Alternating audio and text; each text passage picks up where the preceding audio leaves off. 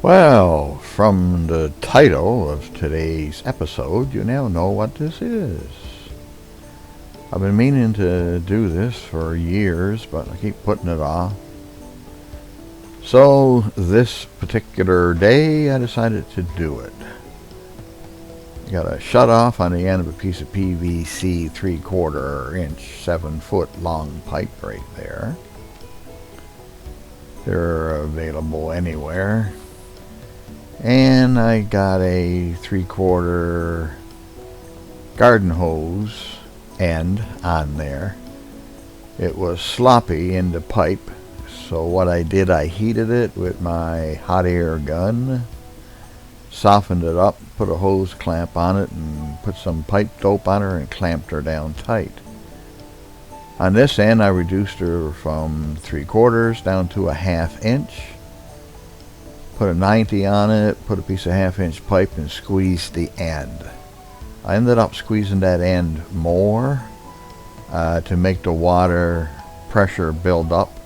Same volume, of course, but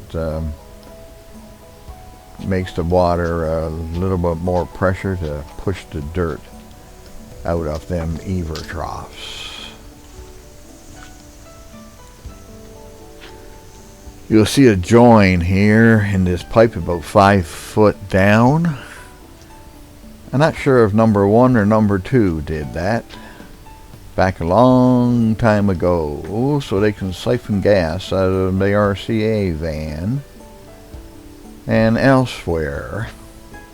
But you know who you are. Give you an idea how long this hose has been around and still working. Well, here comes the big test.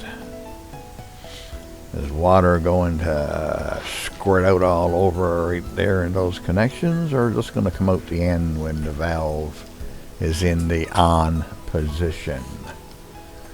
We're going to see. I didn't have to turn that pipe because it was a swivel on the end of that garden hose connector, but I didn't know that at the time. One final tight twist, and here we go. Well, where are we going to go? Well, I guess we got to turn the water on first. Get out of the way. There's the hose charged up.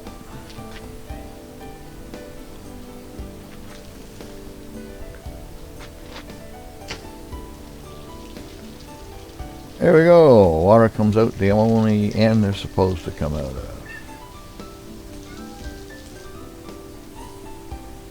That's great.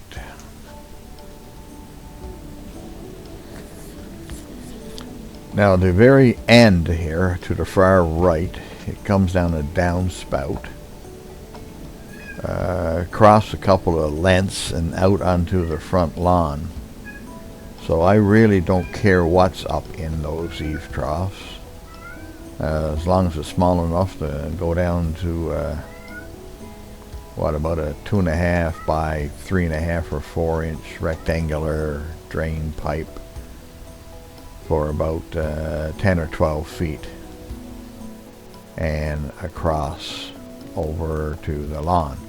If this was going down into the storm sewers, I wouldn't take a chance on that because there would be a lot of underground piping that could get plugged up. So I would actually get up in there and scoop it out. What happens, dust and dirt gets on the shingles, then you get a little bit of rain, and it just washes it down into the gutters there. And it's not enough to give it a flush, so it settles. This happens, and this happens, this happens, and before long, you get an inch or so of real good topsoil sitting up in your Eavestroughs. Then when you get a big rain, it's caked in there so hard that it can't flush it out. So every year or so, I had to get up there with a scraper and move the ladder across, move the ladder across, move the ladder across, and clean them out. So now I'm hoping this will flush them clean. Of course, I don't know because I can't see.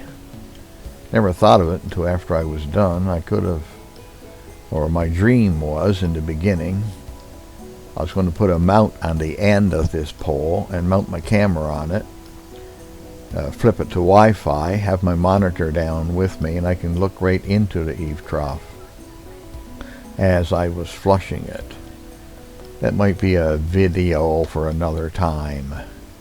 And of course there's an option too, of putting the drone up and having her looking down. Well, that's done. Wipe away the sweat. It's a good clean job.